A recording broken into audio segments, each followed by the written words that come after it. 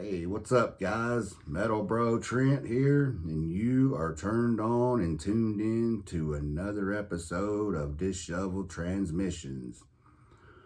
As you guys probably know by now, we've kind of had an obsession with Alice Cooper here lately on the channel. Ever since we did the Love It to Death Top 10 Alice Cooper songs. And tonight I kind of want to shed some light on an album that I didn't. I think I only had one song that made it from this album, which was Blue Turk. It came at number 4 for me, but I want to shed some light on the album as a whole because it's just such a fun, fascinating album, and I'm talking about School's Out. What's so fascinating to me about this album is it come out in the sequence of the 4 classic albums that they made as they progressed from like psychedelia to the Detroit sound that they became known for. They started with Love It to Death and went to Killer and then School's Out and on up through $1 Billion Babies. And those were like just 4 classic albums in succession, and School's Out is so musically different. It's just all over the place. It's a real diverse record.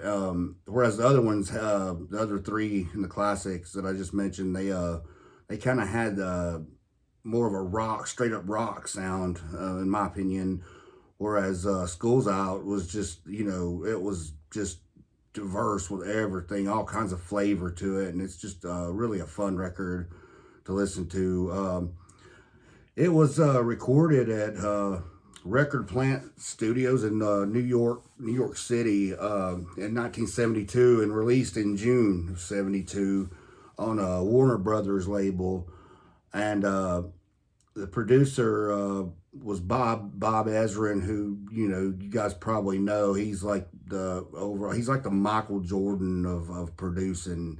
He's bigger than life. He's worked with besides Alice, he's worked with Kiss. He's done stuff with Pink Floyd. He's done stuff with 9 Inch Nails and just so many other ones. Man, he's got a huge resume. Such a great producer. He does on this album. He plays all the keys. He kind of takes some more hands-on production with the School's Out record, and yeah, he handles all the piano and keyboard work and stuff. What's cool about this record too is just the title track itself, School's Out. Went to I think it went to number 2 in U.S. Billboard and number 1 on the Canadian RPM 100. That was the highest charting record that they had, and it's also like one of the most experimental. The cover was awesome. I'm sure you guys seen Joe and Logan and all those guys show off some of they're in their collection, which is just an awesome cover.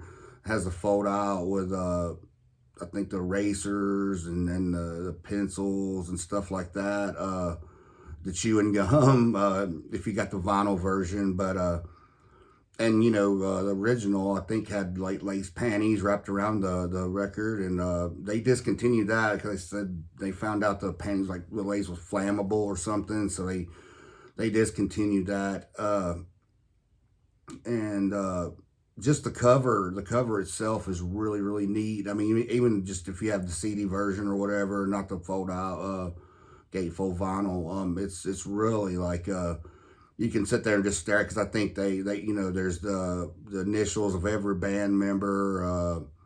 You have just all kinds of marking and scratches and just stuff, little subtleties there that you can just sit and look at and try to read into. It's a really neat cover, man. I liked it. Track wise, the first track opens with School's Out. And that's just a straight up rocker, like most of the other stuff that they did on Killer and stuff before that, and Love It to Death. It's a straight up rocker, and that's the song that shot them up to number two, number one with the album. Then it goes after school's out. It goes into a little funky, groovy tune called Looney Tune, and for the life of me, I don't understand why that was never a hit because it's just like, man, it's got this just groovy, like it's distorted guitar under like a funky groovy beat, kind of like something that maybe like Hendrix was doing at the time with Little Miss Lover, or something that Hendrix and Curtis Knight had done with How Would You Feel, that song. It's just really groovy and just a killer song. And from there you got Gutter Cat versus the Jets, which is kind of like a personified narrative tale. Really kind of gets a little bit abstract there, but you know it's a good tune and it's a good story. It's about a cat, you know, who I guess the female cat, and she causes him to, like, you know, get into it with a gang because she belongs to that. Or one of them thinks that she's his girl, and then it's just like, you know, pal. They I always wondered about that story, like who. I wonder what happened. I'm sure the gang won fighting, just won the, you know, the Gutter Cat. But did I say Street Cat versus a Jet? It's Gutter Cat versus a Jet. So anyway, yeah, I always wondered did he survive that? I'm sure they got the better of him. But I always wondered, did he survive and what happened? What do you guys think happened? If you let me know in the comments what what you think happened to the Gutter Cat. If you think he survived, or do you think he did something kind of sly, or there's all kinds of things. There's no wrong thing. It's imagine. I assume from the next little interlude street fight that it's he probably got roughed up pretty bad, and maybe was smarter after the fight. So that's what I think. And then there's a song that I had, a Blue Turk, that I had on come in at my number 4. That's just a real like free form jazzy feeling song. Really free form, playful. I love the guitar on it. It's just so smooth, and then the piano is great. That's probably my favorite song on the album.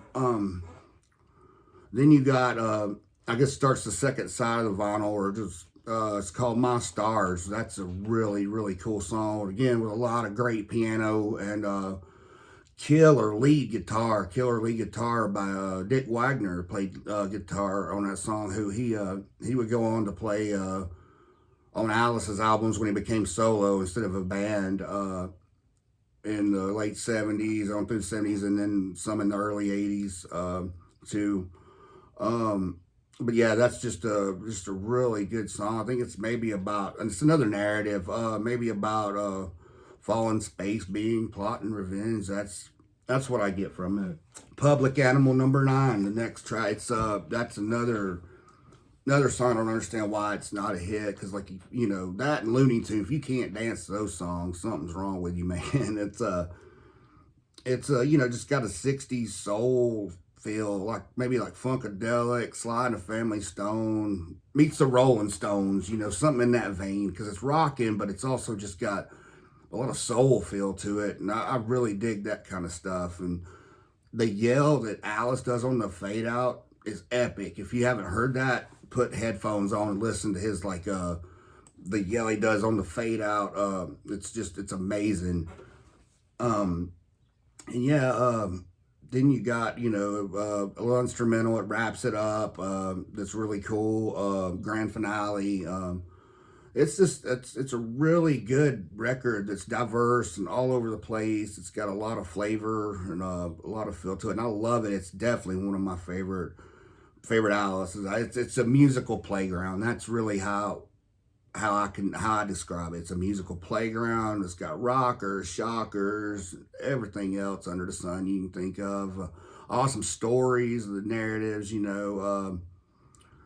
And it's also like, so there's been theories that I think there's a loose concept going on. I don't think it's a heavy concept album, but it's just it's playful with a overall like loose feeling concept to it. That's my opinion on it. I don't think Alice ever went down this road again as a band or as a solo artist. You know, it's just it was a time when like they were on fire and just doing, in this album they kind of took a step in another direction and then they went back to the rock direction. So it's definitely one of my favorite albums. So yeah, it's a classic. Everybody should own it.